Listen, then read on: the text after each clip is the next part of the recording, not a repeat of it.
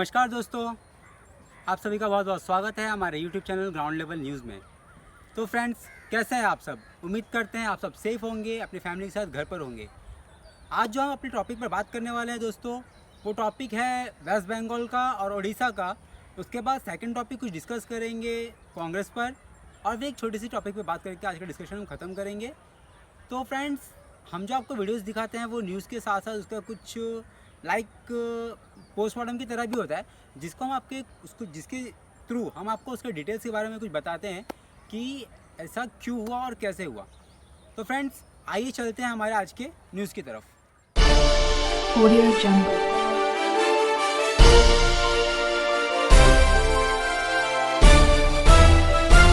Audio Jungle. News की तरफ। तो फ्रेंड्स, पहले हम बात करेंगे वेस्ट बंगाल और उड़ीसा पर। जैसे कि आप लोगों को पता होगा कि वेस्ट बंगाल और उड़ीसा में एम्फन तूफान ने बहुत ही तबाही मचाई हुई है, लेकिन इसमें भी कुछ बात सामने आ रही है जिसमें यह पता चल रहा है कि वेस्ट बंगाल में कुछ ज़्यादा नुकसान हुआ है और उड़ीसा में नुकसान कम हुआ है।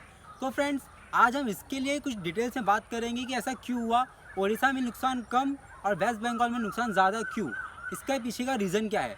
तो फ्रेंड्स, हम आपको बता दें कि ये जो एम्फन साइक्लोन आया था, इससे पहले ही जो हमारा मौसम विभाग होता है, उन्होंने अलर्ट जारी किया था वहाँ पर वेस्ट बंगाल और उड़ीसा को कि ऐसा ऐसा सिचुएशन आने वाला है, आप लोग इसके लिए प्रिपरेशन करके रखिए। और वैसे ही हुआ, जैसे हमारे मौसम विभाग ने बताया था उसके अनुसार उड़ीसा ने तो अपने लिए कुछ सेफ्टी और बाकी के इंतजाम कर लिए थे ताकि ज़्यादा नुकसान ना हो, और वेस्ट बंगाल ने इस बात को इग्नोर किया। इसी के साथ साथ ये भी पता चला है कि वेस्ट बंगाल में एक हफ्ते पहले ही जो एनडीआरसी की टीम होती है, जो नेशनल डिज़ास्टर की टीम होती है, वो एक हफ्ते पहले ही पहुंच गई थी, लेकिन ममता बनर्जी ने उनको कुछ करने नहीं दिया। और सेकंड, वहाँ के जो गवर्नर हैं, जिनको हम डीएम भी बोलते हैं, उनके साथ भी उनका कोई कोऑर्डिनेशन नहीं था। अब जो वहाँ के गवर्नर है, उनका कहना यही है कि अगर कुछ कोऑर्डिनेशन होता और कुछ रियायत बरती जाती तो इससे नुकसान कम होते, लेकिन अब जो नुकसान हुआ है वो बहुत ही बड़ा नुकसान हुआ है, बहुत ही भारी नुकसान हुआ है। जहाँ तक खबर मिल रही है कि 80-90 के आसपास लोग मारे भी गए हैं। तो फ्रेंड्स, ये तो थी नॉर्मल न्यूज़। अब आते हैं इसके पीछे, इसके बैकग्राउंड में देखते हैं कि इसके पीछे भी ममता बनर्जी की क्या सियासत छुपी थी। ममता बनर्जी ने अपने एंड से तो बहुत ट्राई किया कि मोदी सरकार को, जो हमारे प्राइम मिनिस्टर है, उनको थोड़ा बैकफुट पर लिया जाए। उसके लिए उन्होंने एक अनाउंसमेंट कर दिया कि हमारे यहाँ पे इतना नुकसान हो गया है और पीएम मोदी को यहाँ पर आकर देखना चाहिए।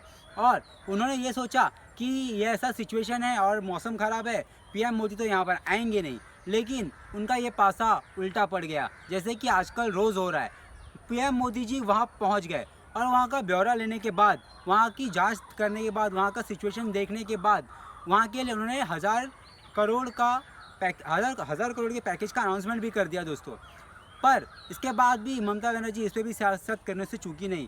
अब उनका कहना यह है कि यहाँ पे 1 लाख करोड़ के आसपास का नुकसान हुआ है और इसको गवर्नमेंट को उनको इतना पैकेज देना चाहिए। जहाँ पर बीजेपी का ये कहना है कि ये एक एडवांस पेमेंट है, जिससे आपको अभी स्टार्टिंग में जो है आपको स्टार्ट करना है, आपके जो सिचुएशन है उसको कंट्रोल करना है, बाद में और आपको पैकेज दिया जाएगा। लेकिन अब देखिए, इसके पीछे भी बहुत ही बड़ा एक चीज़ सामने आया है। जैसे ही बोला जा रहा है कि ममता बनर्जी ने सोचा चलो ठीक है, पैसा अपने हाथ में आएंगे, हम अपने हिसाब से इसको अरेंज करेंगे, हम अपने हिसाब से खर्चा करेंगे। लेकिन मोदी जी ने पैकेज अनाउंस करने के बाद ही एक बड़ा अनाउंसमेंट ये कर दिया कि ये पैसे आप खर्च नहीं कर सकते हो, क्योंकि अब हमारा एक टीम, सेंट्रल गवर्नमेंट का टीम यहाँ आएगा, वो पूरा ब्यौरा करेगा, पूरा जांच पड़ताल करेगा कि कितना खर्च हुआ है और कितना नुकसान हुआ है। उस हिसाब से वो डिस्कस करेंगे और वो फाइनलाइज़ करेंगे कि क्या पैसे कहाँ पर यूज़ होने हैं और कैसे यूज़ होने हैं। अभी इसी के साथ ममता बनर्जी को बहुत ही बड़ा झटका लग गया है, ममता दीदी को एक झटका लग गया है। तो अब देखते हैं इसके आगे वो क्या बोलते हैं। और फ्रेंड्स, अब आते हैं हमारे दूसरे टॉपिक की तरफ, जो टॉपिक है कांग्रेस, जो हम हमेशा जिसके बारे में बात करते हैं और वो आजकल चर्चा में बनी हुई भी है। तो फ्रेंड्स, जो प्रियंका वाड्रा जी है, उन्होंने 2 दिन पहले जो यूपी सरकार है उनको एक लेटर लिखा था, और लेटर में उन्होंने रिक्वेस्ट किया था कि वहाँ के जो पब्लिक है, वहाँ के जो सिटीजन्स हैं, उनका लाइट का बिल माफ़ करिए। तो फ्रेंड्स, अब आपने कुछ दिन पहले ये भी देखा ही होगा कि प्रियंका वाड्रा जी इसी तरह कुछ 1000 बस भेज रही थी बॉर्डर पर, जो श्रमिक मजदूर है उनकी मदद के लिए 1000 बस वहाँ पर भेज रही थी। लेकिन वही मजदूर जब राजस्थान, पंजाब और महाराष्ट्र से चल के जा रहे थे तो उनको वो नहीं दिखा था। इसी तरह इस इलेक्ट्रिसिटी में भी कुछ ऐसे ही फंडा सामने आया है, क्योंकि बोला ये जा रहा है कि राजस्थान सरकार ने जो वहाँ के सिटीजन्स हैं उनको नोटिस भेज दिया है कि आपको 31 मई से पहले आपको सारे जो बिल ड्यू है क्लियर करना है, वरना आपकी इलेक्ट्रिसिटी काट दी जाएगी।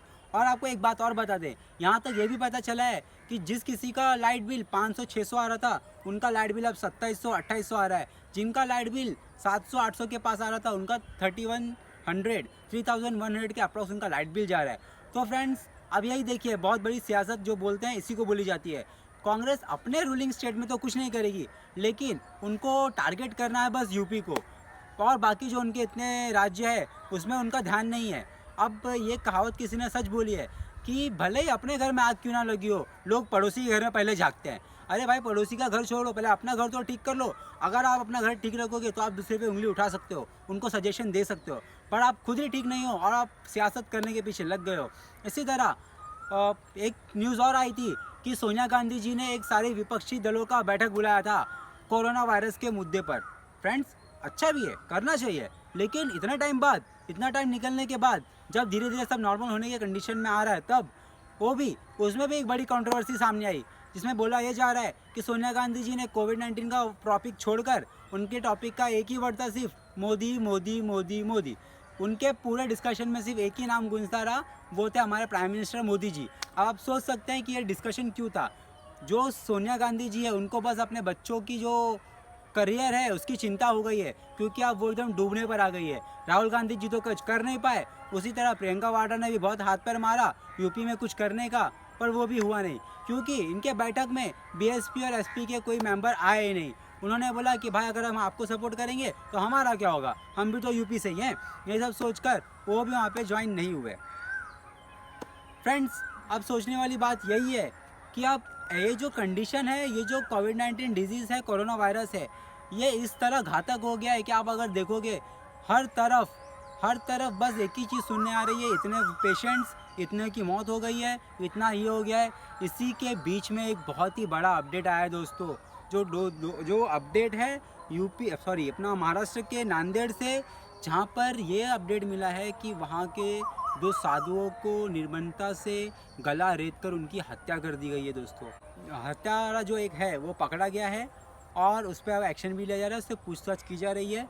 देखते हैं आगे क्या अपडेट निकल कर आता है। इसी तरह 1 महीने पहले, मुश्किल से 1 महीना हुआ होगा, आप लोगों को पता ही होगा कि पालघर में भी सेम इंसिडेंट हुआ था, वहाँ जहाँ पर 2 साधुओं को और उनके एक ड्राइवर को इसी निर्दयता से मार दिया गया था।